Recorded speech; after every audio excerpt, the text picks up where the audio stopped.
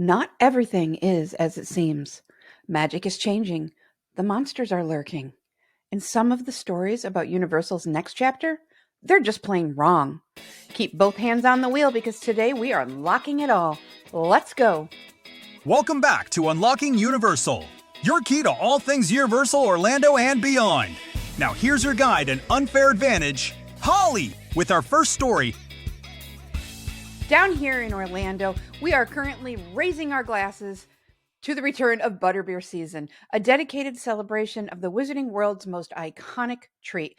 It runs this year from March 1st all the way through May 31st. Special seasonal offerings will include some past favorites like a limited edition gold souvenir stein that you can get with your frozen or your cold butterbeer because we don't put hot drinks in plastic. That's not good. Microplastics, all that stuff. Along with the return of the Butterbeer ice lolly, which here in the States we call a popsicle. And the coolest thing about that is that after it made its debut last year, there were rave reviews about it, and everyone was so sad when it went away. But we aren't going to have to do that again because Universal has announced that the ice lolly will now be available year round. So that in and of itself is reason enough to head on over to the Butterbeer celebration. Some new offerings are going to include a Butterbeer cream puff, which you can get at the Three Broomsticks or the Leaky Cauldron.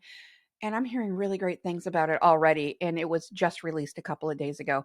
Apparently, it is delectable and it's big enough to share. So that's a win on both fronts, if you ask me. Also making their Wizarding World debut this year is a Butterbeer flavored chocolate bar and a Butterbeer caramels, which my husband may buy them all. So you may want to get them while you can. In addition to the sweet treats, there will be special Butterbeer themed merchandise drops, including apparel, accessories, and more. Oh, did you know? Oh no, hang on for a nerdy rabbit trail. So, since the Wizarding World of Harry Potter Hogsmeade opened back in 2010, Butterbeer, I mean, it was a runaway hit. It's one of those things like you cannot have the Wizarding World of Harry Potter without having Butterbeer. And Universal, they did it and they did it right. And get this.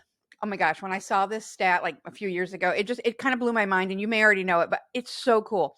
In the first year alone, Universal sold over 5 million cups of butterbeer. Now, back then, I think it was running about $5 a cup. So that, estimation wise, that's over $25 million. Some reports even suggest that butterbeer sales helped fund the entire expansion into Diagon Alley, which, that proves just how powerful themed food and beverage can be. Why get, a Coke when you can get a butterbeer, right? You have to try the theme stuff because it just makes everything so much more fun. So what better time to celebrate one of the most successful themed foods of all time? And to this day, did you know that butterbeer remains one of the best-selling treats, not just at Universal, but in all of theme park history? Universal very wisely continues to innovate on its success with all the other favored treats, which just keep growing as the years go by. I think that butterbeer is a true Universal legend. I mean, you know what? I think maybe it even deserves its own star on the Hollywood Walk of Fame. What's your favorite butterbeer drink? If you ask me, hot is clearly the superior version. But if you like the others, that's okay. You can be wrong and we can still be friends. But whether you're team hot, cold, frozen, or even non-dairy, there's never been a better excuse to raise a butterbeer toast. Next, it's story number 2. Something else is new at Universal. They have just introduced the long-awaited next generation of interactive wands with a major upgrade for their wand in-park magic. Second generation interactive wands feature currently 4 designs, for now. There are some key upgrades with the second generation of wands. First, there's an illumination effect. Is it that big of a deal? It's just a coolness factor. The tips of the wands will glow in response to successful spellcasting. And there's also going to be haptic feedback, which I absolutely love. So if you don't know what haptic feedback is, that's that little vibration. You might have it set on your phone, or when you type on a keyboard, that little bit of, the noise and the way the keys give, that's haptic feedback. So what's going to happen when you're casting spells is you're going to feel, a subtle vibration or a little bit of resistance which is going to make it feel that much more immersive. You're going to actually feel the magic as it emanates from the end of your wand, which I think is pretty cool. Each wand will come with an updated spell map that's going to highlight all of the interactive locations, which there are some new ones that we're going to talk about. But the biggest upgrade of all is that these new wands are going to integrate with the Universal Play app. The Universal Play app is part of the Universal Orlando app itself. So it's kind of like an app. It's a section in the app. It's an app within the app. It's not a different app that you have to download. If you download Universal Orlando app, it'll be in there. So the wands are going to connect to the app, kind of like your blaster, if you've ever seen or played VillainCon Minion Blast. And you can track your progress with the game. The more times you come back and play it again and again and again, and you can earn things and all that. So the wands are going to do that now too, which is going to just absolutely level up the entire experience. So every spell you cast is going to be stored in your personal digital spell book, along with secret ones that you can unlock as you progress, through your spell casting and upgrading your abilities and such. It's going to unlock new and additional spells. There's going to be a dynamic map in the app, so you won't have to carry around or ruin the really cool map that you get when you buy the wand. And this is kind of fun too. You can pair multiple wands within one device. So if, mom and dad are there and you've got the kids, you can all put your wands into one so that you can all work together. Or maybe not work together. whatever house you're in, I don't know. It might go either way. Speaking of houses, you will be able to earn house points and be on the leaderboards, and you'll be able to see the leaderboards. Spells cast successfully in the parks are going to contribute to interactive scoring system, not just with you and the people that are in yours, but with everyone. So that's going to be pretty fun. Because of the Universal Play integration, we're going to see more story-driven adventures, and they're going to unlock more and more as you master spells, which adds a role-playing game or RPG-style progression system. So if you are a gamer, you know exactly what I'm talking about. If you're not a gamer, then what this means is instead of going, from one window, casting a spell. Oh, that was cool. It made a little thing happen. And then you go somewhere else and cast another spell and something cool happens. This is going to create a game that you are playing within. And there'll be non-playing characters that you can interact with.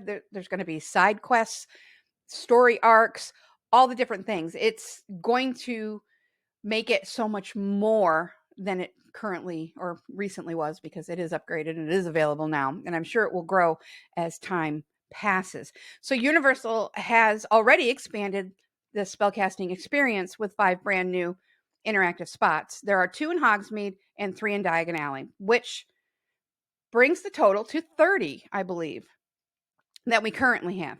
So the 2 new ones in Hogsmeade are going to be called the Dueling Club Tent, which you're going to step up to a magical dueling dummy that counters your attacks. So you'll have to try different spells and try to break his defenses. So it's not just one-sided. This is two-sided. You're playing against something that's going to play back against you. That's really exciting to me. And then the other one will be at the Outpost. There's going to be some mischievous pixies doing what pixies do and causing chaos in the shop window. You can cast the Immobilis. Is it a charm or is it a spell? I think it's a spell. I don't know. You can cast Immobilis and you'll be able to freeze them right in place. And then the 3 that are in Diagon Alley are Ariadne Spinners, which if you go down into Diagon Alley, you're going to be able to repel a wave of invading magical spiders. So this would be Ron's worst nightmare.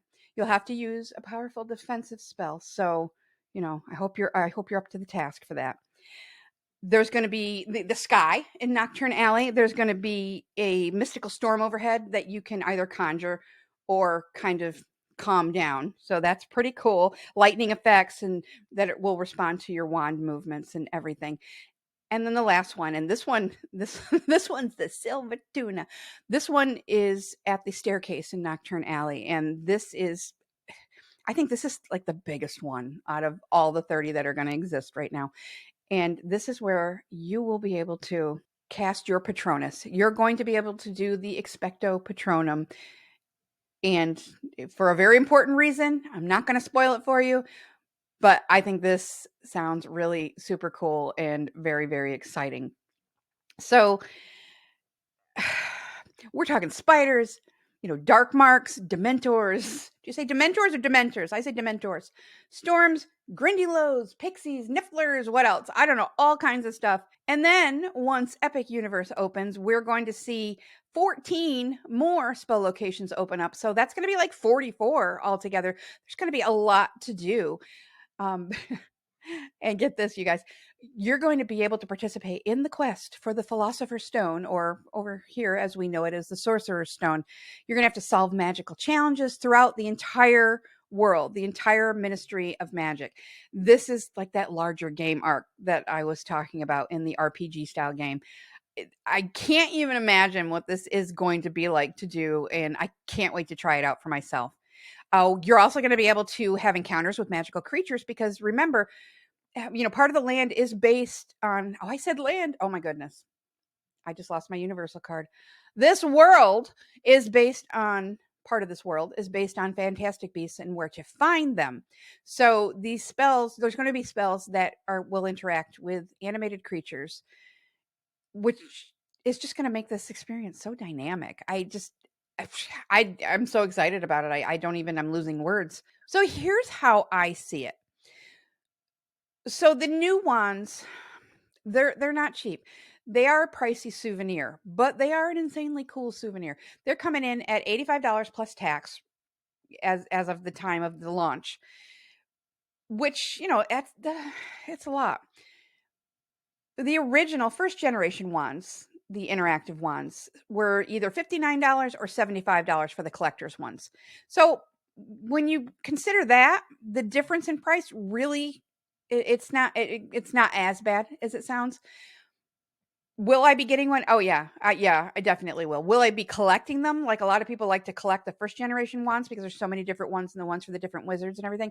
No, I think I think one is good enough, but also because you want to be able to keep all those points and all the spells you do and keep it all, you don't want to start over from scratch, or I don't know, maybe you do. You do, then more power to you.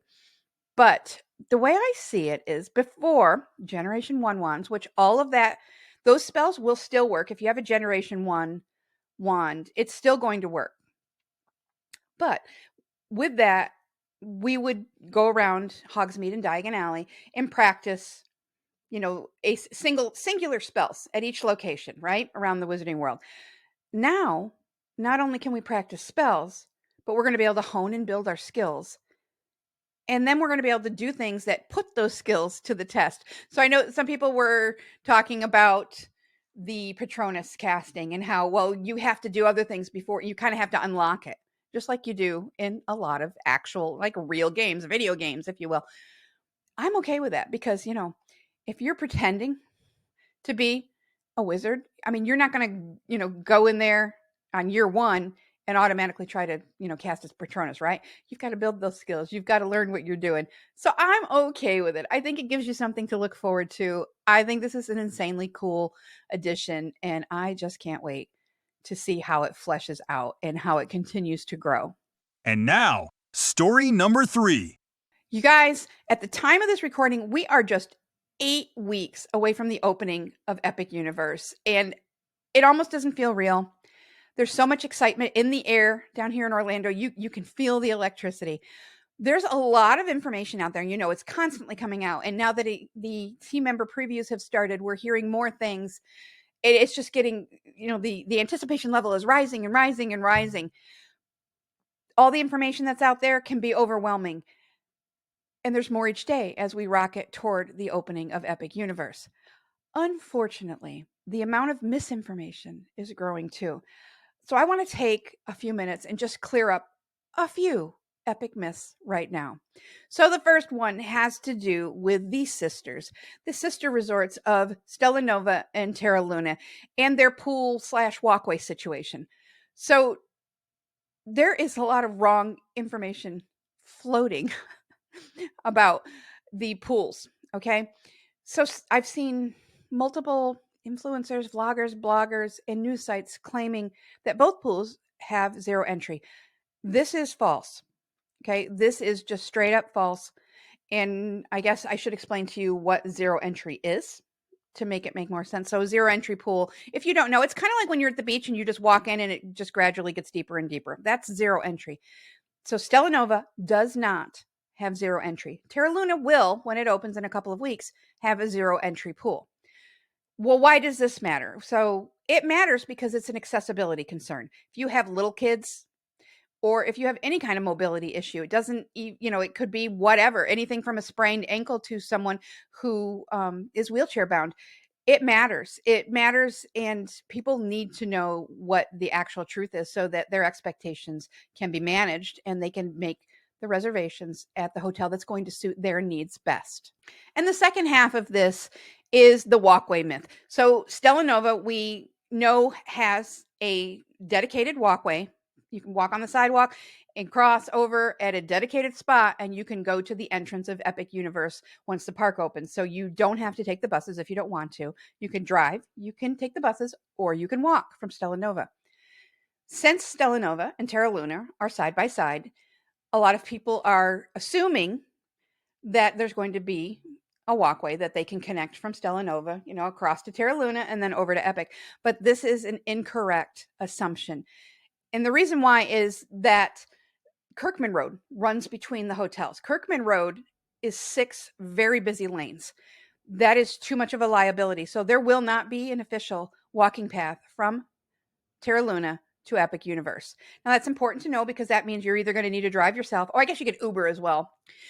Drive yourself, Uber, or take the buses. I can totally see why this is creating a point of confusion with a lot of people, though.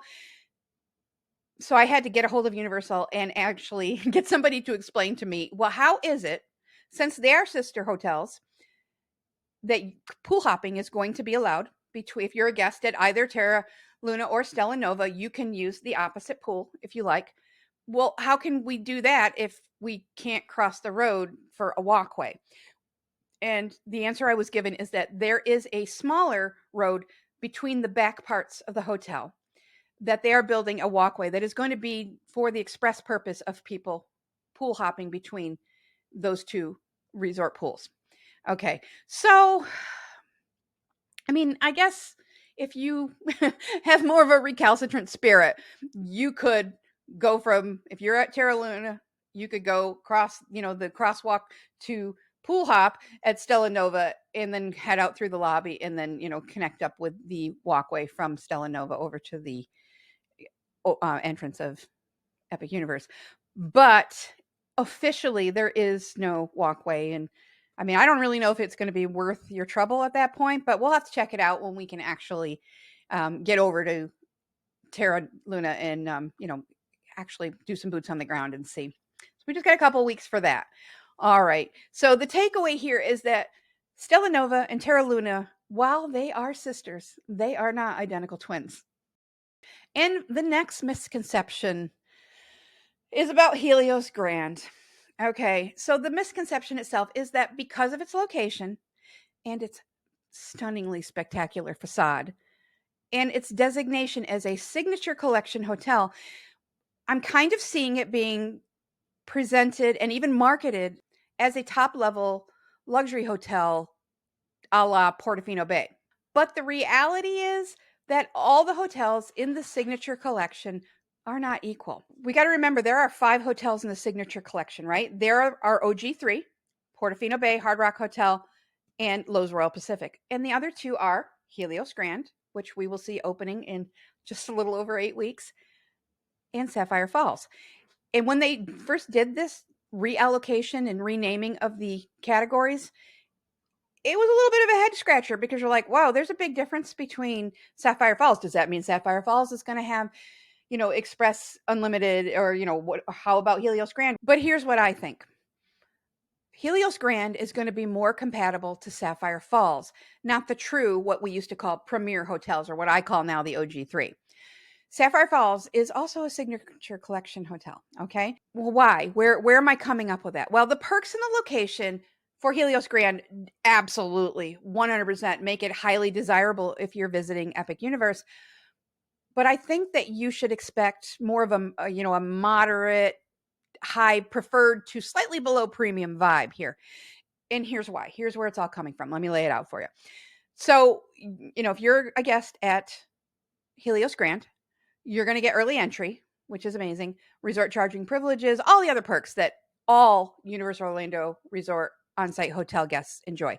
However, you will not have Express Unlimited, nor will you have access to the priority dining, which if you're at one of the OG3, you can walk up to almost all of the restaurants within the parks in City Walk and show your room key, and you basically it's kind of like an express pass for the restaurants. You don't get that with Helios Grand. Okay, so that's my first little indicator light there.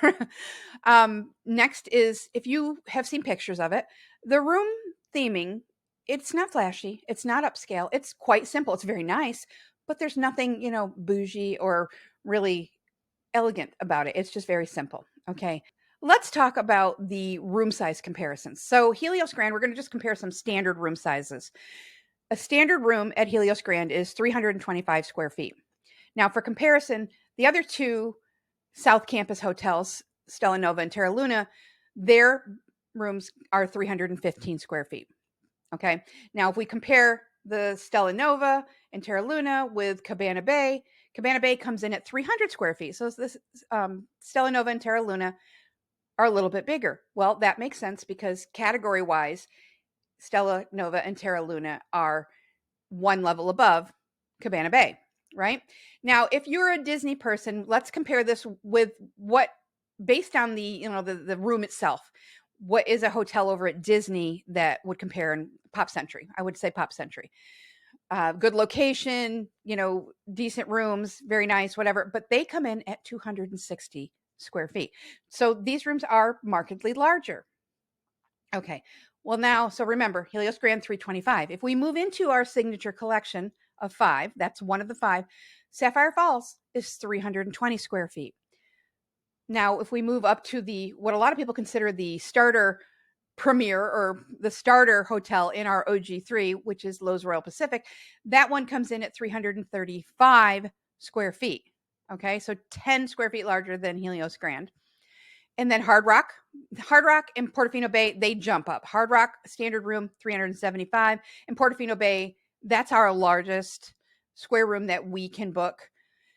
And there are even bigger rooms, of course, but we're staying with the standard ones. And Portofino Bay is at 450 square feet. So if you have a family of 5, actually, that's a little aside, that's a great one because there's a lot of extra room to bring in the rollaway or have a air mattress or whatnot. My prediction, based on this evidence, is that Helios Grand is going to fall right in between Sapphire Falls and Loews Royal Pacific. Okay. Now, obviously, we can't compare apples to apples, and we could argue that, well, Sapphire Falls has, more restaurants to offer, or, the location, we could nickel and dime this. But if we're just talking about the hotel rooms themselves, Helios Grand is going to fall right where it belongs, and that's going to be between Sapphire Falls and Loews Royal Pacific. And the room rates justify that as well, if you've seen those yet. So that's my prediction. The theme here is that expectation management is key. It's not about being right or being wrong, but poor expectation management leads to disappointment. Now, 2 people could have the entire same experience. Could we have 2 families traveling together? They're next door to each other in the hotel. They do everything together. But if one family or one room, set of people in the room, have their expectations managed properly, their experience, once everything is said and done, could be head and shoulders above their friends who are in the room right next to them. Everything could have gone exactly as planned. But if their expectations were managed poorly, they could be battling disappointment. Do you see what I mean? Expectation management is really super important. And I want to make sure you have the right tools to make the choices that are best for you and your family. Which brings me to my third and last point that we're going to talk about today. And that is that Dark Universe is going to be darker than you think. So when Dark Universe was first announced, people asked, is it going to be like Halloween Horror Nights? Oh my goodness, this is going to be like, Gore Fest all year round. And of course, Horror Nights fans were like, woo! But Universal said, no. This is going to be family friendly. And it is going to be family friendly. But there's going to be a little asterisk there. And let me tell you why. There is mounting evidence that it really is going to have a scare level. The factors are going to be there. I mean, it's obviously a lot. Some of this is my opinion, but my opinions are based on this mounting pile of evidence that we're seeing. If you follow BioReconstruct on X, and you've seen some of this, and if you don't follow him, I would highly suggest you do, because it's wonderful. He flies over not just Epic Universe, but all kinds of things in Orlando area. Just wonderful coverage. Or if you've seen any of the artist renderings, you will see that, I mean, this is themed as a world of horror and monsters. Okay. The storylines lean to the darker side. We've got a restaurant that's run by the familiars to vampires. We've got red fog that's emanating from a well, because that's where the catacombs are, where the vampires sleep, live, whatever. The storylines lean to the darker side. I mean, it is called Dark Universe after all, right? The scenery, this is where the BioReconstruct and the artist renderings really come into place, because we're seeing it not just in thought, we are seeing it in actuality. I mean, we're when you enter the world, there is literally a suspended cage with a skeleton in it. I mean, tell me a small child who, if I'm not wrong, is part of what makes up a family a lot of times, is going to see that and kind of be okay with it. I think that's going to be a little bit scary. And there's going to be a lot of other ominous set pieces there. But then let's talk about the real reason we go into these lands. Well, okay, the fog is a real reason too, but the big attractions in these lands are the rides. Now, first, Curse of the Werewolf. It is called a family coaster. Okay, that's great. So yay, family coaster. So what does that say to you? Well, let's break it down a little bit, because technically speaking, a family coaster doesn't mean that it's for everyone. It just means that it's more accessible than an extreme thrill ride. Family coasters typically have lower height requirements. They're going to have smoother transitions. Their speeds are going to be a little more moderate, so they're not going to be as fast. But that doesn't mean that they're going to be completely tame here, right? Because those are the kiddie coasters. The Curse of the Werewolf is still going to pack. Pack, get it? Wolf pack. Thrills in with, it's going to have quick turns. It's got that spinning effect, because this is a spinning coaster, don't forget. Sudden launches, and the theming itself is kind of intense. You're being chased down by a werewolf.